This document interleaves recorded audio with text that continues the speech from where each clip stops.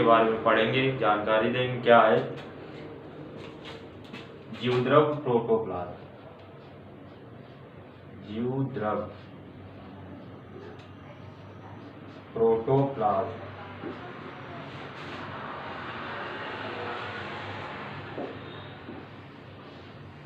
कोशिका को कुल 3 भागों में बांटा गया था। प्रारंभ में हमने पढ़ाया था फर्स्ट वीडियो में, सेकेंड वीडियो में, जिसमें बताया था आपको कोशिका के कुल 3 भाग थे। फर्स्ट भाग को कोशिका भित्ति कहा जा रहा था, सेल वॉल कहा जा रहा था, सेकेंड पार्ट को जीवद्रव प्रोटोप्लाज्म और थर्ड पार्ट को रसधनिया वैक्युलर्स के नाम से जाना जाता था। इसी में सेकेंड पार्ट आपका है प्रोटोप्लाज्म। जीवद्रव क्या है इसके बारे में आपको पढ़ाया जाएगा। जीवद्रव के बारे में प्रारंभ में जानकारी नहीं थी। जो कोशिका के जानकार थे, कोशिका के कार्बो जिनको था, वो प्लाज्मा झिल्ली के साथ जीवद्रव को जोड़कर रखते थे। बाद में जब धीरे धीरे जानकारियां बढ़ी तो कोशिका झिल्ली, प्लाज्मा झिल्ली और जीवद्रव को अलग अलग कर दिया गया, दोनों को अलग अलग कर दिया गया। और बाद में जब अध्ययन किया गया तो जीवद्रव का अध्ययन सर्वप्रथम 1835 में प्रयास किया गया डुजार्डिन के द्वारा। सर्वप्रथम 1835 में प्रयास डुजार्डिन के द्वारा किया गया। सर्वप्रथम 1835 में प्रयास डुजार्डिन के द्वारा किया गया। सर्वप्रथम डुजार्डिन ने 1835 में इसका अध्ययन किया सारकोड के नाम से। इसका अध्ययन किया सारकोड के नाम से, इसका अध्ययन किया उन्होंने अध्ययन किया सारकोड के नाम से, इसका अध्ययन किया। सर्वप्रथम 1835 में डुजार्डिन ने जीवद्रव का सारकोड के नाम से अध्ययन किया गया। धीरे धीरे और समय गुजरा। 1840 में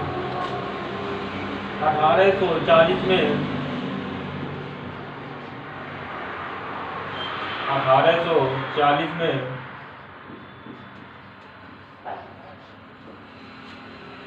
पुरकिंजे ने इसे नाम प्रोटोप्लाज्म दिया। इसका नाम प्रोटोप्लाज्म रखा। जीवद्रव इसका सर्वप्रथम 1840 में नाम पुरकिंजे ने इसे प्रोटोप्लाज्म नाम दिया। 1835 में डुजार्डिन ने सारकोड के नाम से इसका अध्ययन किया था और 1840 में पुरकिंजे ने इसे प्रोटोप्लाज्म के नाम से पहचाना, जिसका नाम रखा। इसके पश्चात 1861 में मैक्स मुल्ज के द्वारा जीवद्रव थ्योरी को प्रकाशित किया गया। जीवद्रव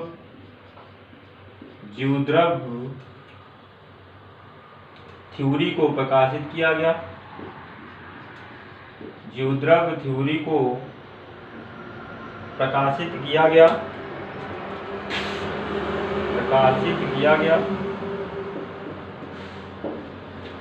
1861 आते थे मैक्स मुल्ज ने जीवद्रव थ्योरी को प्रकाशित किया। इन्होंने बताया कि कोशिका झिल्ली के अंदर जितने भी सजीव होते हैं, संसार में जितने भी ऑल लिविंग थिंग पाए जाते हैं, सभी सजीवों में, इन्होंने बताया जितने भी संसार में सजीव पाए जाते हैं,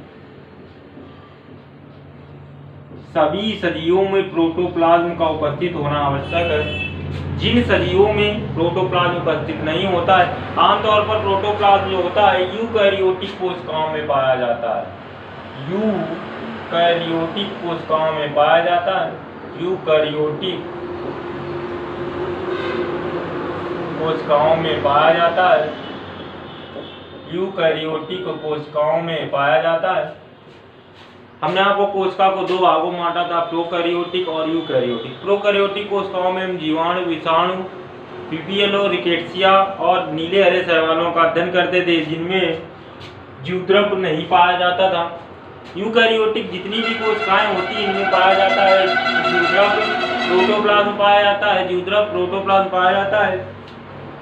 जितनी भी यूकैरियोटिक कोशिकाएं पाई जाती हैं, प्रोकैरियोटिक कोशिकाओं में इसका अभाव होता है।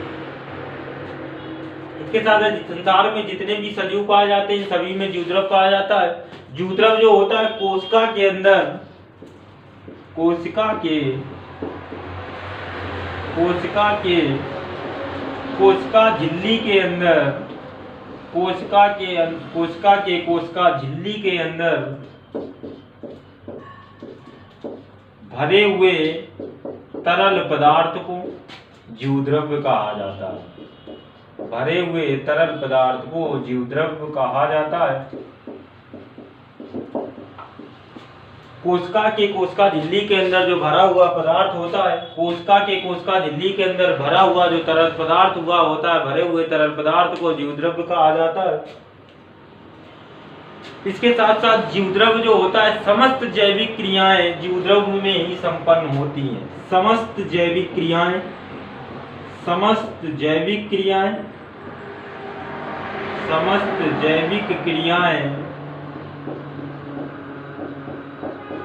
जीवद्रव्य में संपन्न होती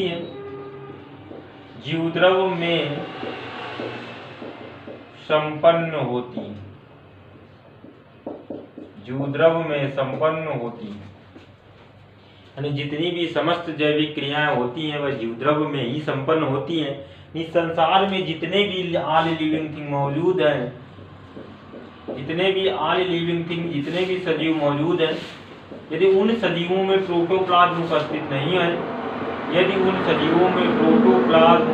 नहीं होगा तो वह उनमें जैविक क्रियाएं संपन्न नहीं होंगी। अपना भोजन वह स्वयं नहीं बना पाएंगे। जैसे वायरस एक परपोषी होता है, उसमें जीवद्रव्य प्रोटोप्लाज्म का अभाव होने के कारण उसे निर्जीव की श्रेणी में भी रखा जाता है, क्योंकि जितनी भी समस्त जैविक क्रियाएं होती हैं, समस्त जैविक क्रियाएं जीवद्रव्य में ही संपन्न होती है। और जब यहाँ पर जीवद्रव्य एब्सेंट होगा वायरस में, तो वायरस एक निर्जीव की भांति कार्य करेगा। वायरस को किसी दूसरे की बॉडी का सत्ता होती है तब वह सजीव के रूप में कार्य करने लगता है। इसीलिए वायरस को सजीव और निर्जीव के बीच की कड़ी कहा जाता है। इन समस्त जैविक क्रियाओं को जीवद्रव्य में समस्त जैविक क्रियाएं जो होती है, समस्त जीवन की जितनी भी क्रियाएं होती हैं, ये सब जीवद्रव्य में ही संपन्न होती हैं। इसी को देखते हुए 1963 में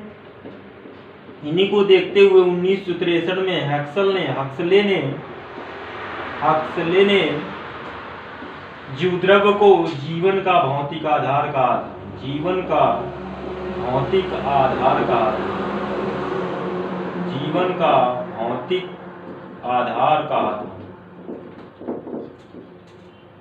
या फिजिकल बेसिस ऑफ लाइफ कहा था। बेसिस ऑफ लाइफ कहा था।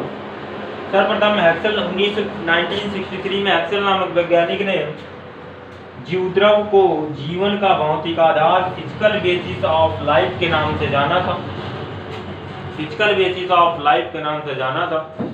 जो जीवद्रव्य होते हैं प्रोटोप्लाज्म को कुल दो भागों में बांटा जाता है। इनमें दो गुण यह प्रदर्शित करता है, भौतिक और रासायनिक गुण। भौतिक और रासायनिक दो गुण प्रदर्शित करता है जीवद्रव्य। इसमें कुल दो गुण पाए जाते हैं। एक तो होता है इसमें भौतिक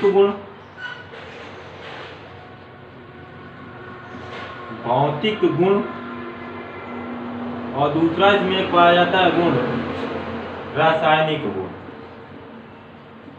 रासायनिक गुण। दो गुण प्रदर्शित करता है।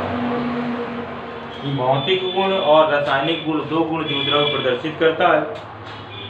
जो जीवद्रव्य भौतिक और रासायनिक गुण प्रदर्शित करता है। जीवद्रव्य जो होता है भौतिक गुण में अगर देखें तो यह अर्धपारदर्शक अर्ध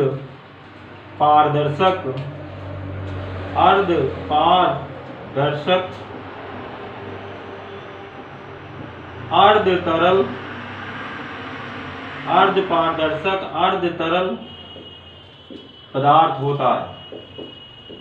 अर्धपारदर्शक और अर्ध तरल पदार्थ होता है। अर्धपारदर्शक होगा और अर्ध तरल पदार्थ होता है, जिसमें 60 से 80% तक जल पाया जाता है। और शेष कार्बनिक एवं अकार्बनिक पदार्थ घुले रहते हैं। कार्बनिक एवं अकार्बनिक पदार्थ घुले रहते हैं। अर्ध पारदर्शक होता है, अर्ध तरल होता है, 60 से 80% जल होता है। इसमें कार्बनिक और अकार्बनिक पदार्थ घुले रहते हैं, जैसे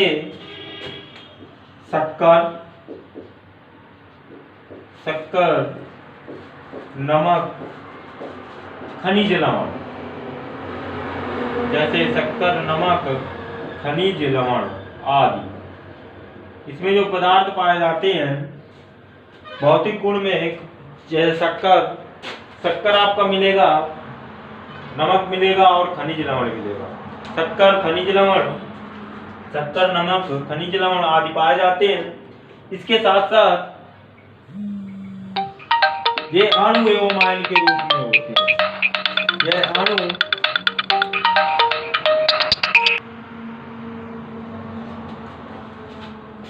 भौतिक गुण जैसे शक्कर, नमक, खनिज लवण पाए जाते हैं, ये अणु एवं आयन के रूप में उपस्थित रहते हैं। या अणु या आयन के रूप में उपस्थित रहते हैं। अणु या आयन के रूप में उपस्थित रहते हैं, तो अणु के रूप में रहेंगे या आयन के रूप में उपस्थित रहेंगे।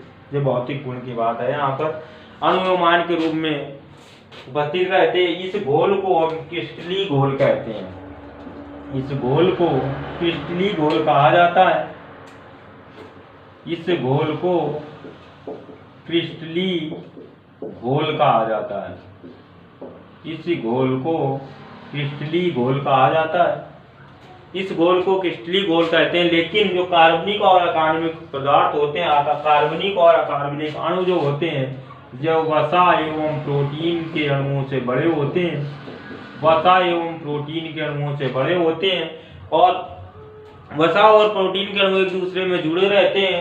और इस घोल को हम क्या कहेंगे? कोलाइडी घोल कहते हैं। इस घोल को नाम दिया जाता है कोलाइडी घोल। कोलाइडी घोल कहते हैं। और कोलाइडी घोल दो अवस्थाओं में उपस्थित होता है, जिसको कहा जाता है साल या जेल। कोलाइडी घोल दो रूप में उपस्थित मिलेगा, साल और जेल के रूप में। साल जो होता है ये अर्ध तरल रूप में तरल अवस्था में मौजूद होता है। साल क्या होता है? ये तरल अवस्था में मौजूद पदार्थ होता है। तरल अवस्था में मौजूद पदार्थ होता है। अब कोई भी यदि पदार्थ तरल अवस्था में मौजूद है तो उसके जो अणु होंगे वो दूर दूर ही रहेंगे। तो साल जो होता है ये तरल अवस्था में मौजूद पदार्थ होता है, जिसके अणु जो होते हैं दूर दूर होते हैं। इसके अणु दूर दूर बिखरे होते हैं। इसके अणु दूर दूर बिखरे होते हैं। कोई भी पदार्थ यदि तरल अवस्था में तो उसके अणु दूर दूर बिखरे रहेंगे। अणु दूर दूर बिखरे रहते हैं। जेल जो होता है ये अर्धठोस होता है। अर्धठोस एवं गाढ़ा होता है।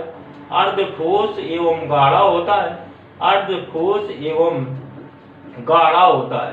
अर्धठोस एवं गाढ़ा होने के कारण इसके जो अणु होते हैं वो पास पास होते हैं। जेल जो होता है इसमें अणु पास पास होते हैं। जो साल होता है, साल में अणु एक दूसरे से टकराते हैं और एक दूसरे से टकरा करके गति करने लगते हैं। जो साल होता है, साल में अणु एक दूसरे से टकरा करके एक दूसरे से टकराते हैं और एक दूसरे से टकरा करके गति करने लगते हैं। उस गति को नाम दिया जाता है ब्राउनी गति। उसके क्या कहते हैं? ब्राउनी गति। ब्राउनी गति कहाँ होती है? जीवद्रव्य कोशिका के किस कोशिकांग पार्ट में होती है? जीवद्रव्य में ही ब्राउनी गति संपन्न होती है। ब्राउनी गति कहाँ होती है? साल में होती है। अब ब्राउनी गति के कारण जब एक दूसरे से साल में जब अणु आपस में एक दूसरे से टकरा जाते हैं, टकराने के कारण अणु एक दूसरे से टकरा करके गति करने लगते हैं, जिसे हम ब्राउनी गति कहते हैं। जिससे कोशिका के तल में, कोशिका के जीवद्रव्य के तल में ये पदार्थ नहीं बैठ पाते हैं, आपस में गति करते रहते हैं। यानी जमीन या उसके तल जीवद्रव्य का जो तल होता है उसमें कोई भी अणु नहीं बैठ पाता है। ब्राउनी गति के कारण ऐसा संभव होता है।